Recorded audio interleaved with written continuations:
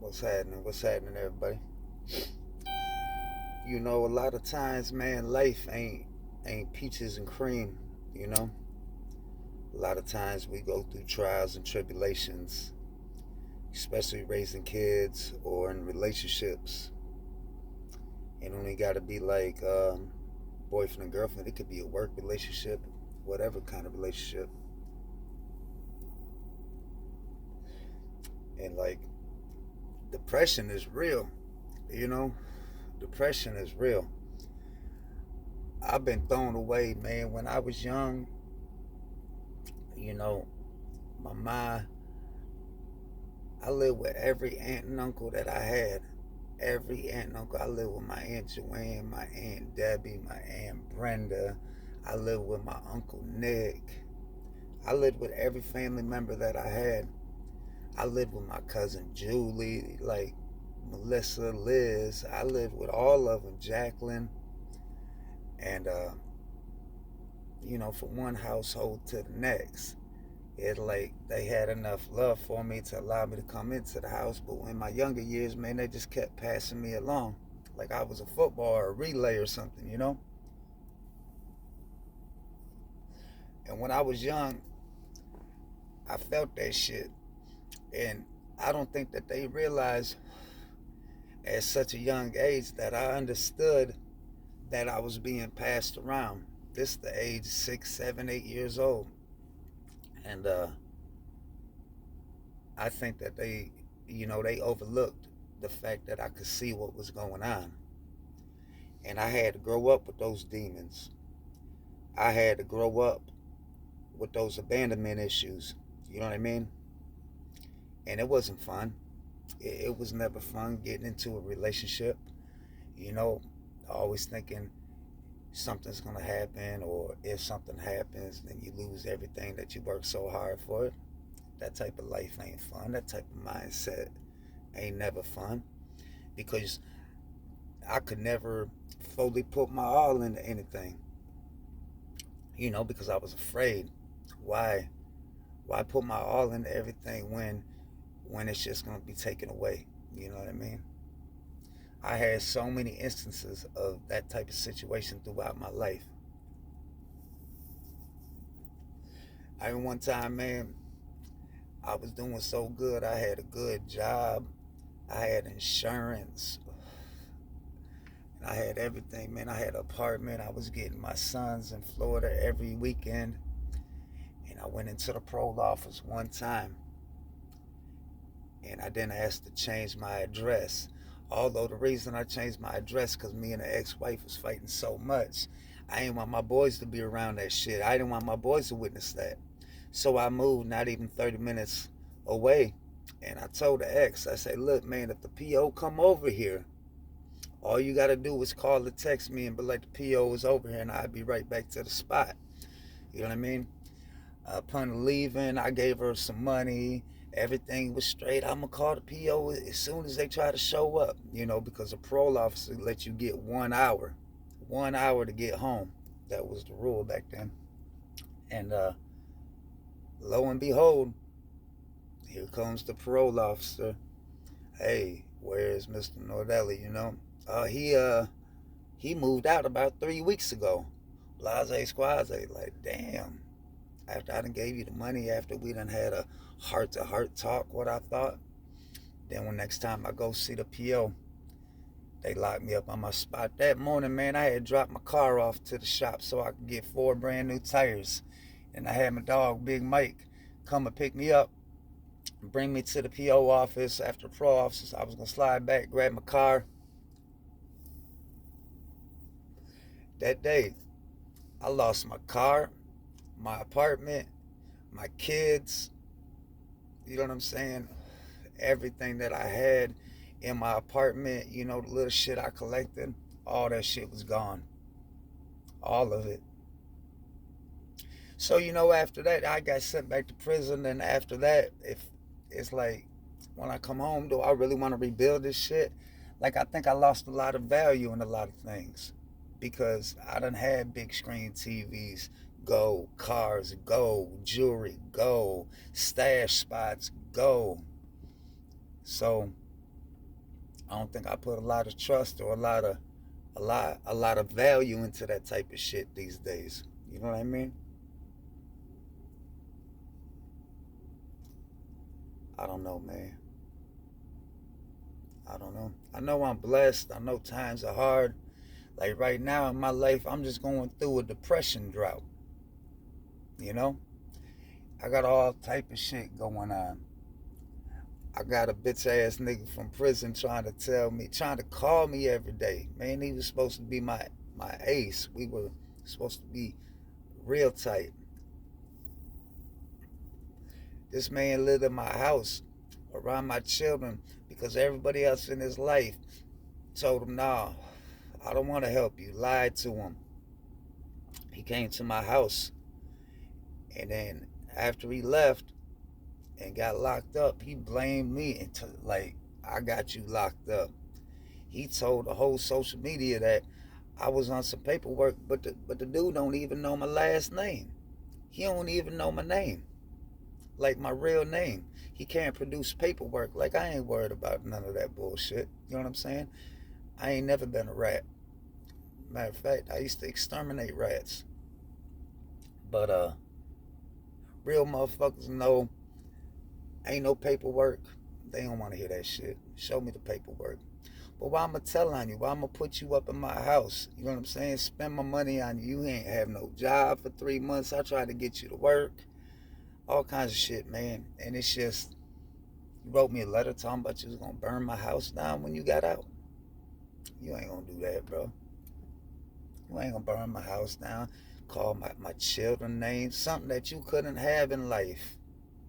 You remember the time, Khalil, that's what I'm talking about, Jerry, his real name is Jerry, but you remember the time, Jerry, when you video chatted me from North Carolina and you had a shotgun up under your motherfucking chin, crying, crying, you wanted to end life because Felicia had you to the point of you not feeling like a man because you wasn't bringing no money in, mixed in with your drinking and mental health. You know what I'm saying? You called me. I opened up the phone. I seen that. I prayed with you, bro. I prayed with you. Yeah. I put my kids on video with you so you'll put that gun down. I told you would be a real fuck boy if you did this in front of my children. I might should have not did that, but you put that gun down. And then a few months later, you was living around me, living around my kids, making videos about how good of a friend I was. Now you gonna burn my house down when I'm sleeping with my children in it? Is that what you said? Boy. You see, that's just the shit that I go through. I can admit, man, words got out of control, this and that, but what you expect me to do, bro? You said that I told on you when I ain't never snitched on nobody in my life. I'm not going for that. Then telling people what you gonna do to me while you away from me. You know what I'm saying? You ain't gonna do nothing to me, bro. And let me tell you something, if you even try to do something to me, man, then we're just gonna handle that whenever it comes. You know what I'm saying?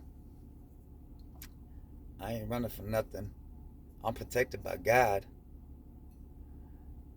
And sometimes, man, it ain't like I don't feel like God got me, because I know God got me in every circumstance. But I know the enemy's out here attacking in every circumstance. I don't know, man. I just appreciate you rocking out with me, listening to me, listening to my thoughts. I hope everyone's doing great in life. Appreciate the blunt session, man. We're gonna have a blunt session. You know what's real therapeutic? Excuse me, if you're a weed smoker, whatever you smoke, whether it's blunts, joints, cones, bowls, you should face one of them every day. Every day. Because we smoke weed because it helps us relieve the stress. It helps us, you know what I mean, concentrate. For a variety of reasons, people smoke. I smoke because it calms me down.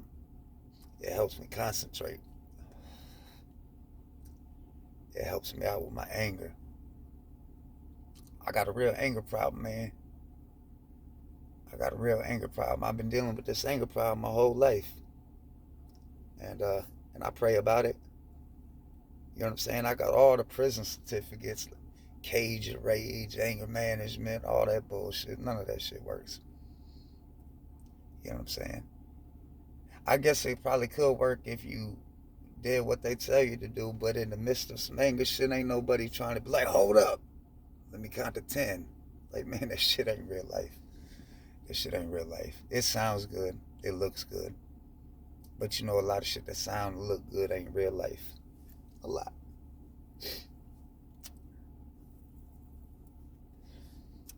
Tonight, man, me and my cousin, we're going to go out. We're going to check out some haunted locations. Start up this little ghost hunting GBD, man. Ghost Brother Diaries. You know what I'm saying? We're going to try to document some ghosts and shit, man. Some weird shit been happening in my house. I've been scratched a couple times. I know a lot of you probably think that I'm crazy, but I'm not crazy, man. You know what I'm saying? I'm not crazy. Not in that sense. So we're going to go to some haunted locations today. And tonight, actually, when he gets off work, and see what it does. I'm trying to find these abandoned buildings and stuff, like old abandoned hospitals, old abandoned farmhouses, and then slide up there, you know what I mean? I'm gonna do some YouTube, make a YouTube channel, put this on my YouTube channel. I don't know, man. Just document my life. I guess that's why I'm even on Facebook, even on TikTok, even on YouTube. It's really to document my life, man. I got 7 kids. 7 kids. All amazing, all awesome. Every one of them. Even my kids in Florida that hate daddy. They hate me because the mom polluted them. And then the thing is, man, they've been polluted so much. It's been so many years of believing the same lie. When the truth was told in their face, they couldn't even accept it. You know what I'm saying? You could believe the same lie for so long that when the truth gets presented to your face, you can't even embrace it. Like, it ain't even a possibility for them. But it is what it is, and that's another thing that I give to God. Do I love him? Do I pray for him every single day? Absolutely. Do I keep my line of communication open so they can reach out? Absolutely. You know? But this is why I document my shit, you know? I got 7 kids, man, as young as 2 years old. And maybe, just maybe, they could get on some of these videos when they get older and when I'm not around. And they could see the type of dude that I was, the type of dude that I am, the type of dad that I am. Although they're going to see it anyway. But these videos help them remember me. Along with the memories, you know what I'm saying? To have your mom or dad who passed on to be on a video, to make a video talking about you, to let you know they'll always love you, no matter how many years pass. It might help one of my kids out someday. That's why I do this. And really, I got a truth I want to get out there. So this YouTube channel right here, it's about to get real deep. I'm about to put the whole truth out on my whole family, my life. Got to get this shit off my chest. And we're going to do it all in blunt sections.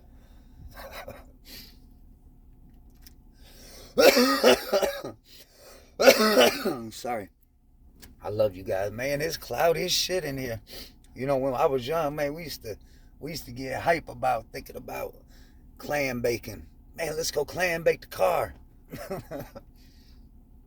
Shit, when you get my age now, goddamn, you might die in a clam bake. Anyway, man, like I said, follow my YouTube channel. Come check me out. I'm going to give you the best part of me. I'm going to give you my life. I'm going to give you all my emotions. I ain't holding nothing back.